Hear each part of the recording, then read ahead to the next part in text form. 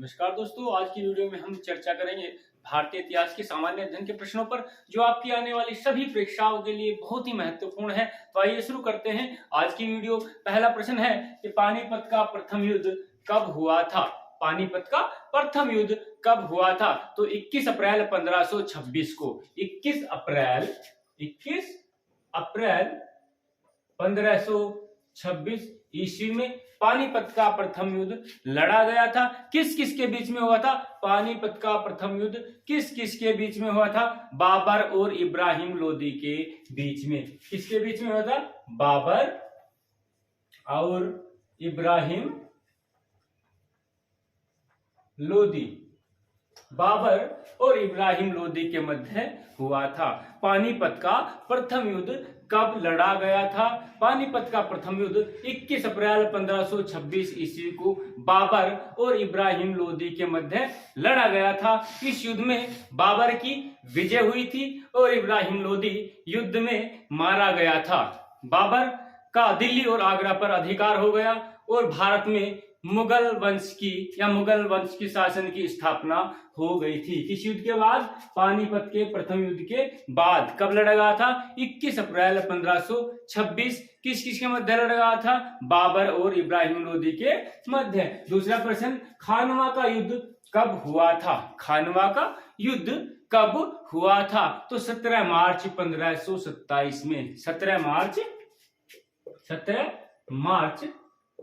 1527 में खानवा का युद्ध कब हुआ था? 17 मार्च 1527 में। किस किस के मध्य हुआ था? बाबर और राणा सांगा के मध्य। किसके मध्य हुआ था? बाबर और राणा सांगा। बाबर और राणा सांगा के मध्य खानवा का युद्ध किस किस के मध्य लड़ा गया था? बाबर और राणा सांगा के मध्य लड़ा गया था। इस युद्ध में बाबर की विजय हुई थी। किसकी विजय हुई थी? बाबर की विजय हुई थी। और इसके बाद चंदेरी का युद्ध हुआ था। चंदेरी का युद्ध हुआ था 1528 में। किसके मध्य हुआ था? यह हुआ था बाबर और मेदिनी राय के मध्य। उस समय चंदेरी का जो शासक था वो मेदिनी राय था, जिसने खानवा के युद्ध में राणा सांगा का साथ दिया था। इसलिए बाबर ने चंदेरी पर आक्रमण कर दिया 1528 में और मेदिनी राय को पराजित कर दिया और चंदेरी का जो शासक था वहां पर अहमद शाह को चंदेरी का शासक बना दिया। अहमद शाह को चंदेरी का शासक बना दिया गया। नेक्स्ट क्वेश्चन, बाबर ने अपनी आत्मकथा तुजुक-ए बाबरी किस भाषा में लिखी? बाबर ने अपनी आत्मकथा तुजुक-ए बाबरी या बाबरनामा भी कह सकते हैं, उसका नाम बाबरनामा भी है।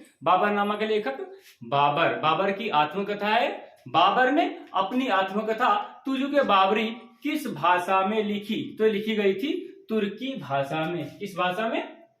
तुर्की भाषा में। बाबरनामा किस भाषा में लिखी गया है? तुर्की भाषा में लिखी गई थी। भारत की तत्कालीन राजनीतिक व्यवस्था, पशु पक्षियों और इसमें फूलों का वर्णन किया गया है। नेक्स्ट क्वेश्चन है कि तुजुक-ए बाबरी का फारसी में अनुवाद किसने किया? तुजुक-ए बाबरी या बाबरनामा का तुजुक-ए बाबरी या बाबरनामा का फारसी में अनुवाद किसने किया? तो फारसी में अनुवाद किया था अब्दुल रहीम खान खाना ने। किसने किया था? अब्दुल रहीम खान खाना। अब्दुल रहीम खान खाना ने तुजुक-ए बाबरी का फारसी में अनुवाद किया था। अगर प्रश्न आता कि इसका अंग्रेजी में अनुवाद किसने किया? बाबरनामा का अंग्रेजी में अनुवाद किसने किया? तो अंग्रेजी में अनुवाद किया था श्रीमती बेब्रिज ने। किसने? श्रीमती बेब्रिज ने बाबरनामा का अंग्रेजी में अनुवाद किया था। नेक्स्ट प्रश्न, मुबैयान नामक पद्य शैली को किसने प्रचलित किया? मुबैयान नामक पद्य शैली को किसने प्रचलित किया था? तो किया था बाबर ने। किसने किया था? बाबर। मुबैयान पद्य शैली को किसने प्रचलित किया था? बाबर ने। नेक्स्ट प्रश्न, दोहरिया का युद्ध किस किस के मध्य लड़ा गया? दोहरिया का युद्ध किस किस के मध्य लड़ा गया? तो दोहरिया का युद्ध लड़ा गया था हुमायूं और महमूद लोदी के मध्य। कब लड़ा गया था? 1532 में। कब लड़ा गया था? 1532। हुमायूं और महमूद लोदी के मध्य दोहरिया का युद्ध कब लड़ा गया था?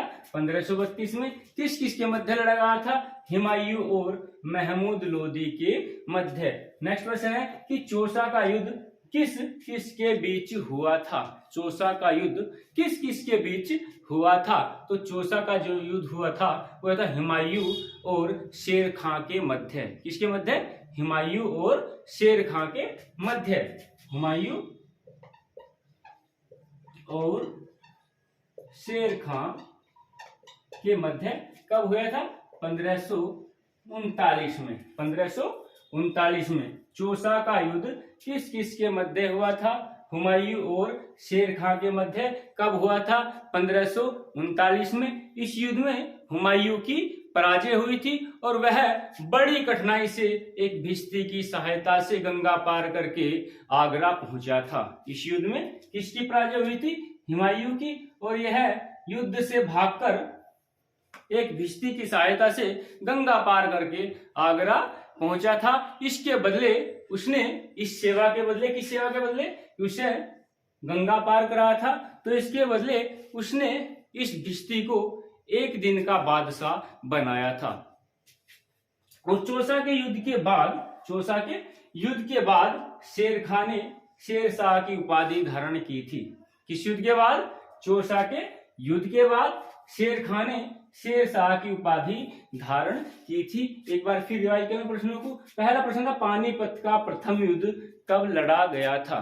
पानीपत का प्रथम युद्ध कब हुआ था? तो 21 अप्रैल 1526 ईस्वी को। 21 अप्रैल 1526 ईस्वी को पानीपत का प्रथम युद्ध हुआ था। किस किस के मध्य हुआ था? यह था बाबर और इब्राहिम लोदी के मध्य। बाबर और इब्राहिम लोदी के मध्य इस युद्ध में इब्राहिम लोदी की पराजय हुई थी और वह युद्ध में मारा गया था। नेक्स्ट प्रश्न था कि खानवा का युद्ध कब हुआ था? खानवा का युद्ध कब हुआ था? 17 मार्च 1527 को बाबर और राणा सांगा के मध्य। इस युद्ध में बाबर विजयी हुआ था। नेक्स्ट प्रश्न था कि बाबर ने अपनी आत्मकथा तुझ के बाबरी किस भाषा में लिखी? बाबर ने अपनी आत्मकथा तुझ के बाबरी किस भाषा में लिखी है? तो ये लिखी गई थी बाबरनामा किस भाषा में लिखा गया? तुर्की भाषा में। नेक्स्ट क्वेश्चन, तुझ के बाबरी का फारसी में अनुवाद किसने किया? तुझ के बाबरी या बाबरनामा का फारसी में अनुवाद किसने किया? तो इसका फारसी में अनुवाद किया था अब्दुल रहीम खान खाना ने। और अंग्रेजी में अनुवाद किसने किया था? श्रीमती बेबरीज ने। श्रीमती बेबरीज ने तुझ के बाबरी का अंग्रेजी में अनुवाद किया था। नेक्स्ट प्रश्न, मुवैयान नामक पद्य शैली को किसने प्रचलित किया? मुवैयान नामक पद्य शैली को किसने प्रचलित किया? तो किया था बाबर ने। मुवैयान नामक जो पद्य शैली थी उसको बाबर ने प्रचलित किया था। नेक्स्ट प्रश्न, दोहरिया का युद्ध किस किस के मध्य लड़ा गया? दोहरिया का युद्ध किस किस के मध्य लड़ा गया? तो दोहरिया का जो युद्ध है वो लड़ा गया था हुमायूं और महमूद लोदी के मध्य। किसके मध्य? हुमायूं और महमूद लोदी के मध्य। कब लड़ा गया था? 1532 ईस्वी में। नेक्स्ट प्रश्न, चौसा का युद्ध किस किस के बीच हुआ था? चौसा का युद्ध किस किस के बीच हुआ था? तो चौसा का जो युद्ध हुआ था हुमायूं और शेर खां के मध्य हुआ था। हुमायूं और शेर खां के मध्य कब हुआ था? 1539 में। चौसा कहां पर है? चौसा बिहार के बक्सर जिले के चौसा गांव में।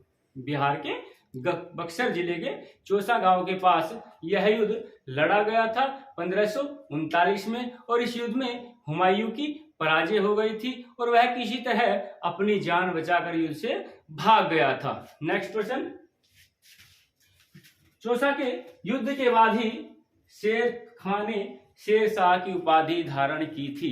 किस युद्ध के बाद शेर खां ने शेरशाह की उपाधि धारण की थी? तो चौसा के युद्ध के बाद शेर खां ने शेरशाह की उपाधि धारण की थी। तो दोस्तों, आज की वीडियो आपको कैसी लगी? अगर वीडियो पसंद आए तो लाइक कीजिए, शेयर कीजिए और चैनल को सब्सक्राइब कीजिए।